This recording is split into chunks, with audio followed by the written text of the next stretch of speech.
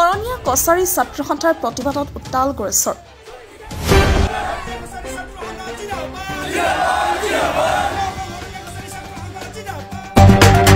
জনজাতিৰ প্ৰমাণ পত্ৰক লৈ শৰণীয়া কছাৰী ছাত্ৰ সন্থাৰ উত্তাল প্ৰতিবাদ। অতি শীঘ্ৰেই জনজাতিৰ প্ৰমাণ পত্ৰ প্ৰদান নকৰিলে হাতত অস্ত্ৰ তুলি লোৱাৰ হুংকাৰ ছাত্ৰ সংগঠনটোৰ। কছাৰীসকল ঐতিহাসিকভাৱে জনজাতি হয় আৰু এই জনজাতি প্ৰমাণ পত্ৰ যি 2023 পৰা যি ধৰণে জনজাতি প্ৰমাণ পত্ৰ বন্ধ হৈছে, বৰ্তমানলৈকে শৰণীয়া কছাৰীসকল জনজাতি হোৱাৰ পিছতো জনজাতি প্ৰমাণ পত্ৰৰ পৰা বঞ্চিত হৈ থাকিব লগা হৈছে আমাৰ ছাত্ৰ ছাত্ৰীখিনি, আমাৰ নিবনুৱাখিনি। আজি আমি দেখিবলৈ পাইছোঁ যে আমাৰ শৰণীয়া কছাৰী যিখিনি নেকি আমাৰ BTCত বসবাস কৰি আছে, BTCত বসবাস কৰি থকা ছাত্ৰ ছাত্ৰীখিনি আজি বাৰুকৈ এটা সমস্যাত পৰিছে। সেইকাৰণে আমি আমাৰ যি নেকি প্ৰাপ্য ন্যায্য প্ৰাপ্যৰ কাৰণে আমি এই আজিৰ আন্দোলন কাৰ্যসূচী আমি গ্ৰহণ কৰিছোঁ, যাতে অতি শীঘ্ৰে আমাৰ BTCত বসবাস কৰি থকা শৰণীয়াসকলক যাতে জনজাতি প্ৰমাণ পত্ৰখন প্ৰদান কৰে।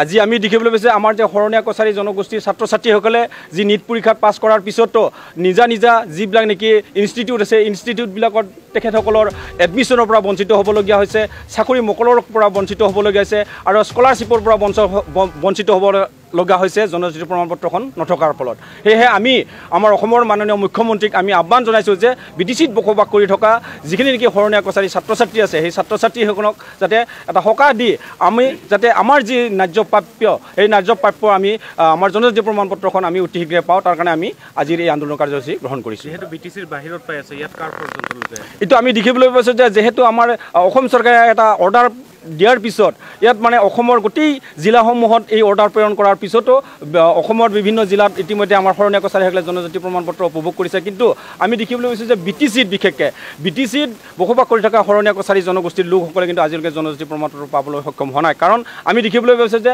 BTCৰ যি 3টাকৈ ডিষ্ট্ৰিক্টত যি ট্ৰাইবেল সংঘ আছে, তামোলপুৰ জিলা ট্ৰাইবেল সংঘ, বাক্সা ট্ৰাইবেল সংঘ আৰু ওদালগুৰি জিলা ট্ৰাইবেল সংঘ, তেখেতসকলৰ নিজৰ মই মতালিৰ কাৰণে আজি শৰণীয়া কছাৰী জনগোষ্ঠীটোক জনজাতি প্ৰমাণ পত্ৰৰ পৰা বঞ্চিত কৰি ৰাখিছে। তাৰ কাৰণে আমি তেখেতসকলক সকীয়াই দিছোঁ যাতে আগন্তুক দিনত যদি নিৰ্বাচনৰ আগে BTC নিৰ্বাচনৰ আগে তেখেতসকলে যদি আমাক জনজাতি প্ৰমাণ পত্ৰ মুকলিয়াই নিদিয়ে, তাৰ কাৰণে আমি BTCত যি জিলা ট্ৰাইবেল সংঘ আছে তেখেতসকলৰ বিৰুদ্ধে আমি কঠোৰ আন্দোলন আমি কাৰ্যসূচী গ্ৰহণ কৰিম।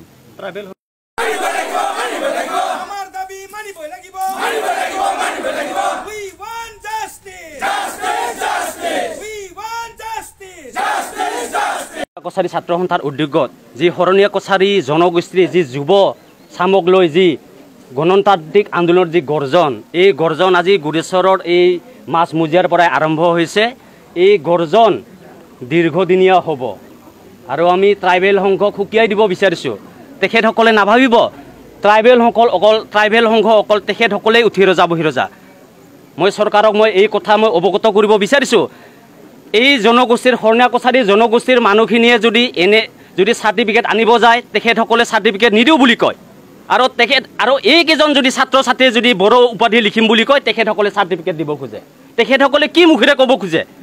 যদি শৰণীয়া বুলি ক'লে ট্ৰাইবেল নহয় বুলি কয়, বড়ো উপাধিটো লিখিলে আকৌ ট্ৰাইবেল হয় বুলি কয়। এইটো কিন্তু অসম চৰকাৰে চাবলগীয়া বিষয়। অসমখন কি BTCৰ বাহিৰত নেকি?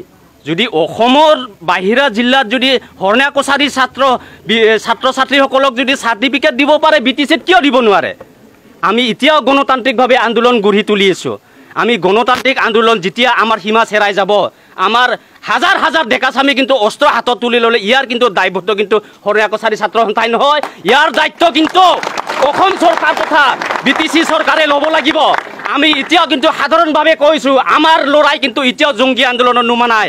যেতিয়াই আমি অস্ত্ৰ হাতত তুলি ল'ম, তেতিয়া এই অসম নহয় এই BTC অঞ্চল আমি অশান্ত কৰি দিয়াৰ আমি পৰিৱেশ আমি কিন্তু সৃষ্টি কৰিম। আমি বাৰে বাৰে অনুৰোধ জনাইছোঁ অসম চৰকাৰক, মাননীয় হিমন্ত বিশ্ব শৰ্মা ডাঙৰীয়া, যে উন্নতিপনমে এই BTC ইলেকশ্যনৰ আগে আমাক যাতে আমাৰ জনগোষ্ঠীৰ ল'ৰা ছোৱালীক যাতে চাৰ্টিফিকেট দিয়াৰ কাৰণে ব্যৱস্থা গ্ৰহণ কৰে, তাৰ কাৰণে অনুৰোধ জনাই মাননীয় মুখ্যমন্ত্ৰী ডাঙৰীয়াৰ লগতে আমাৰ UPPৰ প্ৰমোদ বড়ো ডাঙৰীয়াক তেখেতকো মই অনুৰোধ জনাইছোঁ। তেখেতে সকলো জনগোষ্ঠীক লৈ কাম কৰিম বুলি কৈছে। তেখেতসকল ইমান সৰু কামটো কিয় কৰিব পৰা নাই আজিলৈকে? ট্ৰাইবেল সংঘ কোন? চৰকাৰী নেকি ট্ৰাইবেল সংঘ? চৰকাৰী হ'লে তাই NGO। আমি এই ব্যৱস্থা নহ'লে আমি পিছলৈ আমি সুপ্ৰিম কোৰ্ট হওক হাইকোৰ্টত হওক এই ট্ৰাইবেল সংঘৰ বিৰুদ্ধে আমি কিন্তু আমি কেছ আমি খেলিবলৈ আমি কুণ্ঠাবোধ নকৰিম। ধন্যবাদ।